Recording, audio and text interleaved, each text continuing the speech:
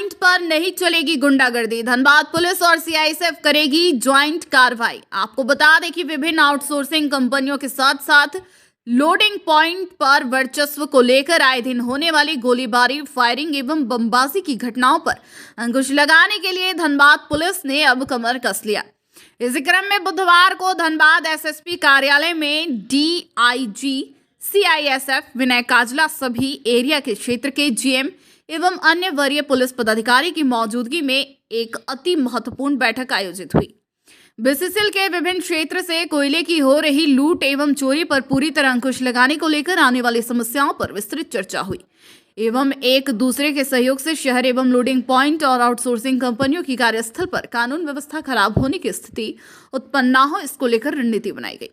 बैठक के बाद एसएसपी हरदीप पी जनार्दनन ने बताया कि प्रभावी रूप से जिले में अवैध कोयला खनन, ट्रांसपोर्टिंग एवं तस्करी के साथ साथ लोडिंग पॉइंट पर आए दिन होने वाले मारपीट, बमबाजी, गोलीबारी और फायरिंग आदि की समस्याओं पर रोक लगाने के लिए आज एक संयुक्त बैठक आयोजित की गई, जिसमें लोडिंग पॉइंट पर बीसीसीएल आउटसोर्सिंग कंपनियों एवं सीआईएसएफ को विधि व्यवस्था साधारण में होने वाली परेशानियों पर विस्तृत चर्चा हुई और भविष्य में सभी के सहयोग से वहां की विधि व्यवस्था ठीक रखने के साथ साथ अवैध कोयला चोरी एवं उनके ट्रांसपोर्टिंग पर लगाम लगाने के लिए रणनीति के साथ काम करने पर सहमति बनी है।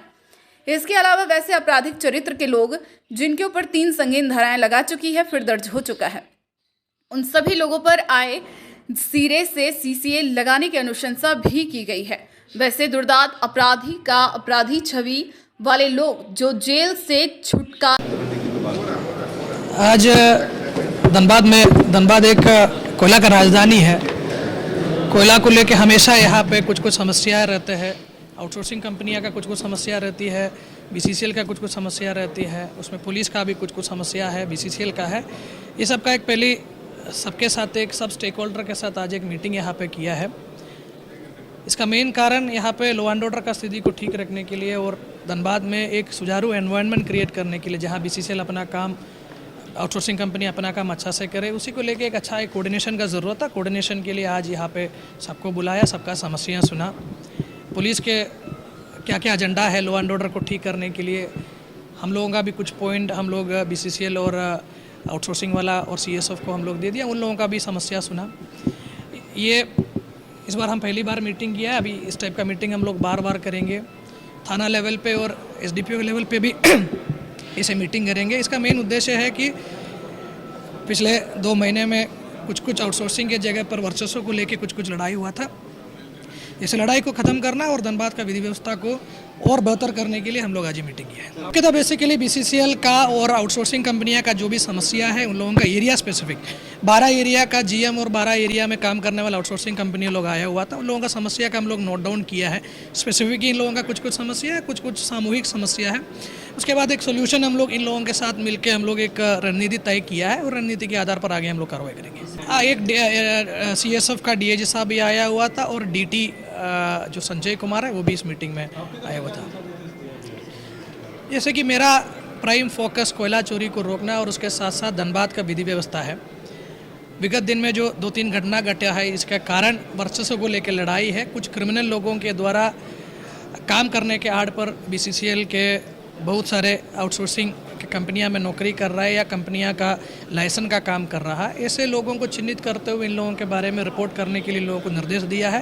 अगर किसी भी आउटसोर्सिंग कंपनी किसी भी क्रिमिनल का सपोर्ट अगर करेंगे, उसको मदद करेंगे या किसी रोड सेल के नाम पर अगर कोई क्रिमिनल अपना वर्चस्व के लिए किसी भी आउटसोर्सिंग के जगह पर अपना बदमाशी करेंगे, तो ऐसे लोगों को चिन्हित करते हुए रिपोर्ट देने का निर्देश अभी बीसीसीएल वाला को दे दिया है।